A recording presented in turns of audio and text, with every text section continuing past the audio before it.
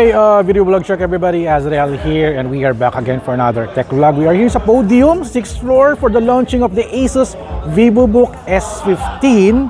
Ito sa tabi ko, it's a brand new laptop from Asus Philippines. Ang pinagkaiba nito sa different kinds of laptop na lumabas sa market, ito na yung pinakang malupit dahil because of its, meron siyang AI, and also the battery spec is good. The processor is also interesting dahil let's say sa mga laptop uso yung mga Intel, Ryzen, but this one is equipped with a Snapdragon processor.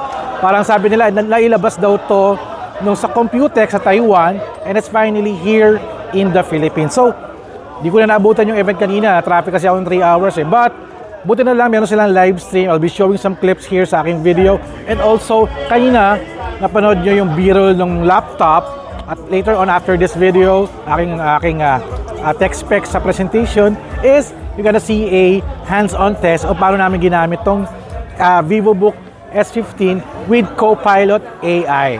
Alright, so ito interesting na nalaman ko kanina, no? This is powered by limutan ko. So itong VivoBook S15 is powered by, yung kanyang CPU is Snapdragon X Elite X1E 78100 processor. Sabi ito up to 3.4 GHz, 12 cores and 12 threads. At this is a Qualcomm Hexagon NPU 45 TOPS. At ang kanyang GPU is a Qualcomm Adreno GPU. At a very interesting din dito is that it is a 16 GB of RAM with 1 TB of SSD storage siya. Sabi ito is much more faster than Apple M3 dahil sa presentation yun. So no, that's very interesting, no? Snapdragon X Elite yung kanyang processor. So talaga entirely gumagamit siya ng Qualcomm AI engine, one of the best specs nung VivoBook na ito. At it can power your laptop up to 18 hours na walang saksakan. 18 hours of battery life with 70 watts of battery. At sabi to up to 1.2x battery lifespan. So talagang tatagal talaga. I mean, because of the processor niya, no, maliit yung konsumo and also can giving more power to your laptop. That's the Asus VivoBook S15. For the screen, meron siyang 3K resolution at 120Hz refresh rate, 100% DCI P3 at 600 nits peak brightness. So, maganda yung screen niya, 3K na. At for the audio niya, gumagamit siya ng Dolby Atmos speakers and sound by Harman Kardon. Oh my God, ang ganda ng specs ng speaker na ito. So, meron siyang smart amplifier tsaka Asus audio booster. So, for entertainment, for gaming, for watching videos, maganda yung specs niya for the audio. At this is also an RGB keyboard. I think you can program ata yung mga colors niya, pero dito hindi nakikita Pero sabi dito, RGB keyboard siya. At may backlight siya, Copilot hotkey, emoji hotkey, pwedeng solid color, breathing color, gumaganon yung mga ilaw, at saka rainbow. Ayan. One of the most interesting parts sa Asus VivoBook S15 is marami siyang port.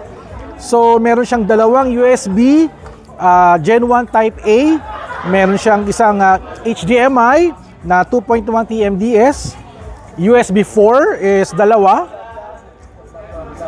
may micro SD card reader na rin siya at audio jack. Grabe, marami ka na pwede masaksak dito.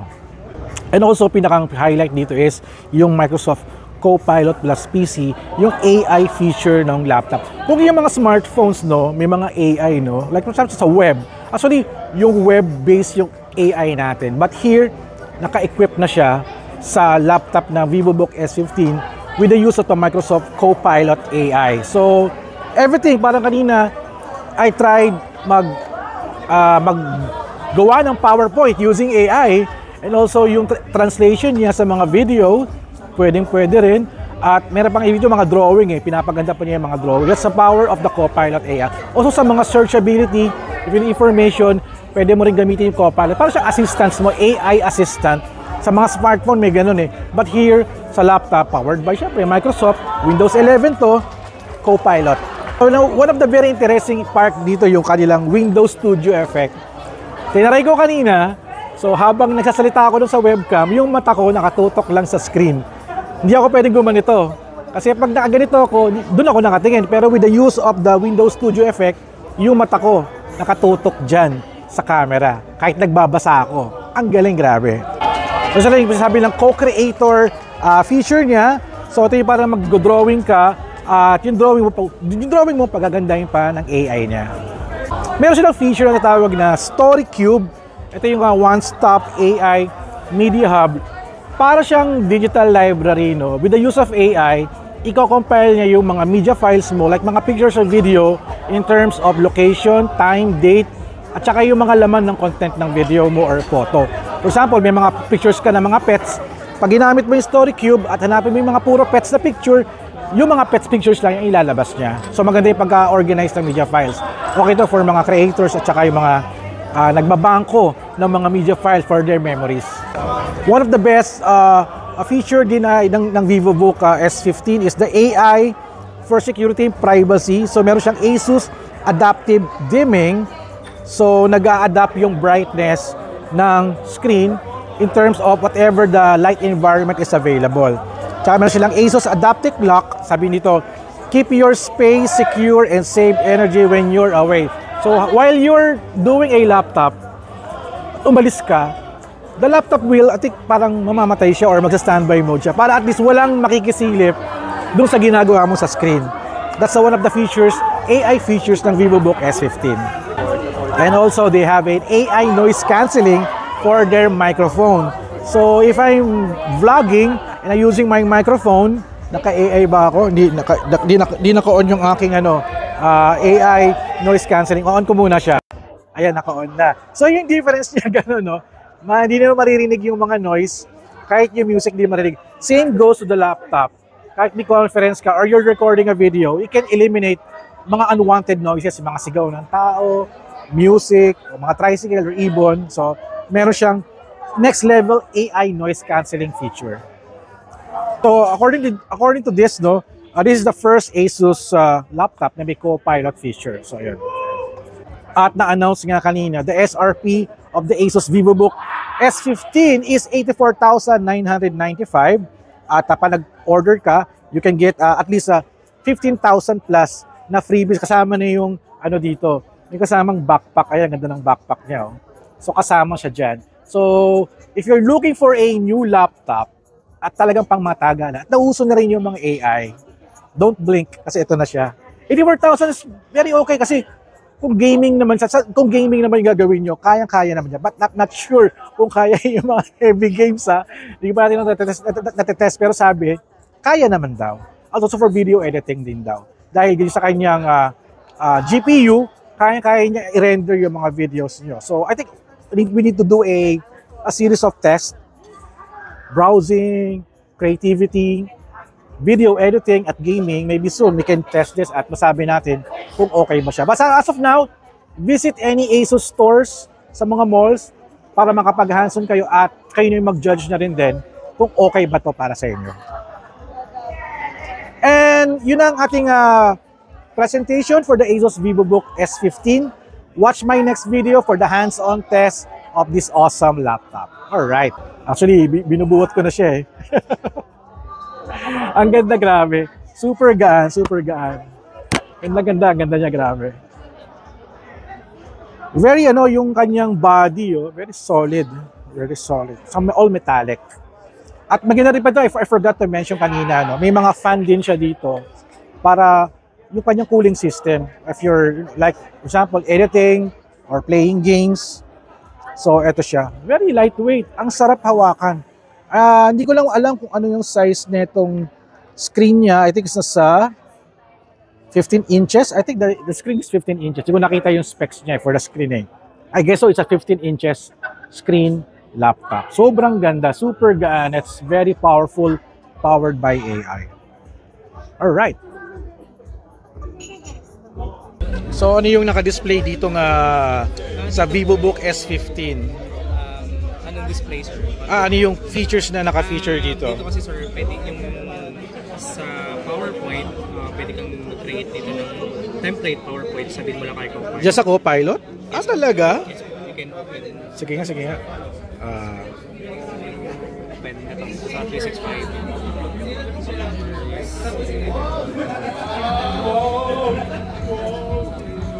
Para siya na yung bahala gumawa ng PowerPoint.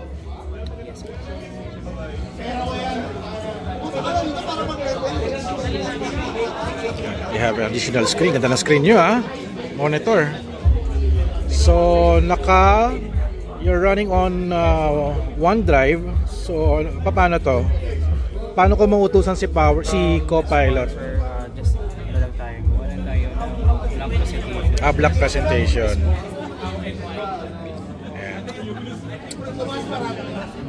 Ayan.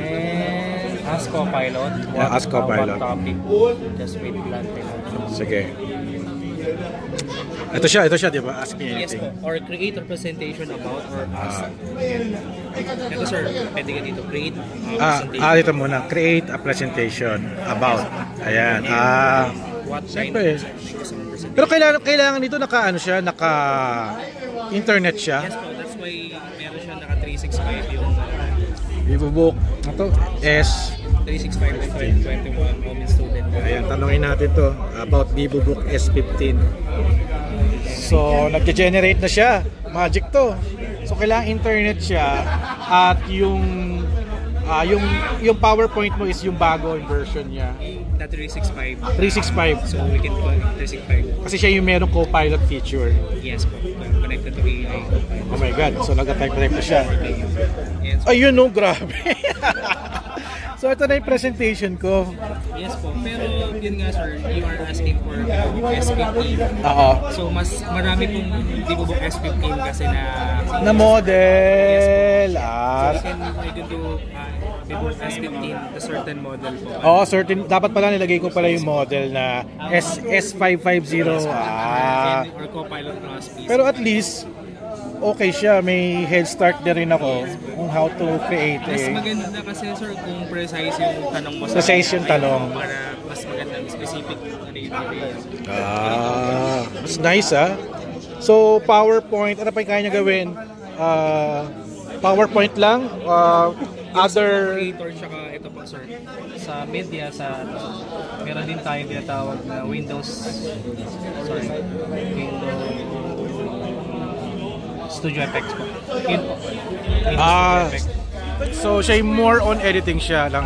For the camera use. For the camera use. So may ano siya, may bokeh. Ay, parang naka-AI ako dito Yes po. Ganda ng mukha ako.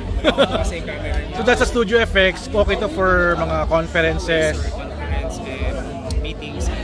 And ito yung camera niya sa taas. Ayan. Nice Nice. Galing. Ganda ng itsura ko dito. You can set up all anything you want. And pwede rin po ba yung May mga feature din siya. So sir, pwede mo click mo to sir. Ayan, so meron dyan tayo contact telegrapher. Ang ibig sabihin sir, kahit sa iba ka nakatingin, sige nga, paano yun? tingin namin sa'yo, nakatingin ka sa amin sir. So paano i-enable yun? Yan sir, then eye contact. So hindi namin mahalata sir na ikaw sa iba nakatingin, may binabasa ka. Pero pag dito nakikita ko. So paano pag nag-view ka sa iba? Po. Pag tumingin ka dito sir, sige, tingin ka dito sir. Hindi, kasi dito natin siya dapat dun sa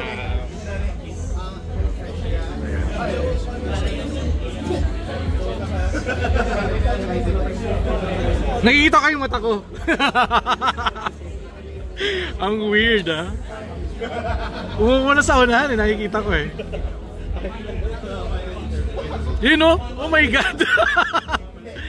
Nakatingin ako sa camera, pero hindi ako nakatingin sa camera. Nakatingin ako doon sa screen. Yes po.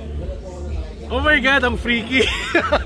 Bagay for conference at saka for notes for lectures. Ang galing, grabe. Hindi siya mahalata. Ayun medyo banlag na yung mata ko. Naiiwan po yung eyes niya dun sa... Banlag na yung mata ko dito. Naiiwan siya dun sa... Hey guys, and welcome to my vlog today. And we are now here using the Asus VivoBook S15 here in Podium Mall. Ayan, grabe yung mata ko. Nakatingin ako sa camera pero hindi ako nakatingin ako sa screen. That is so weird. Oh, gumagalaw yung mata ko. Oy, ikaw pala yan. Oh, galing ah. Astig. So ano pa mga feature na pwede nating ibuting-tingin dito? You can, live caption. For live caption, paano siya? Open lang tayo, sir. Live caption. So kailangan siya separate app? Hindi po. Nandito lang din po siya, live caption. Sa ano din? Yeah. Sa... So open tayo ng live caption. Yung live caption is sa Copilot din? Copilot din po. Mag-generate po siya ng subtitle or caption. Ito yung mga Snapdragon. Ito. Snapdragon yung CPU ko. So, ito. Yes. So, basically, make a shape. Live caption. Yeah. So, doon sa Snapdragon processor niya. Maganda pa siya for video editing, mga pag-render. Kaya niya. Yung power niya. So, may layout. Sir, For video editing, yung Snapdragon processor niya. For a laptop performance. for a laptop, sir, kasi ito naman, sir, is equipped with Adreno naman na GPU. So, alam naman natin, sir, for a GPU na Adreno, can do gaming and other Kaya niya. tasks po. Hello! Andun na. Sige. Tapusin ko lang to. Kasi ano na ako, captioning. Ayan, sir. Try nyo po Sige. ng Korean, something Korean na nag-uusap. Korean. Korean talking to each other. Conversation na yun, sir. May nakita pa. May nakita ka. So, shucks, ang hirap naman ito. Ayan, sir. Okay. Ay, shit. Bakit subscribe yung pinindot ko? So, paano? Ito nasa baba. Some videos don't have caption. Oo. Kahit i-click mo yung caption, wala lang siya lumalabas. Bakit ito i-generate niyo? Ito, naka-off na yung caption. Actually, naka-off yung caption niya. Dati yung caption niya, Oo. pero siya magta-translate. Galing ha. It's very, real time. Kaya ba niya mga Tagalog gagawin ng English? Kaya niya? Sige nga, subukan nga natin. Sorry Ay, punta natin yung aking vlog. May vlog ako Let's check my vlog. My vlog.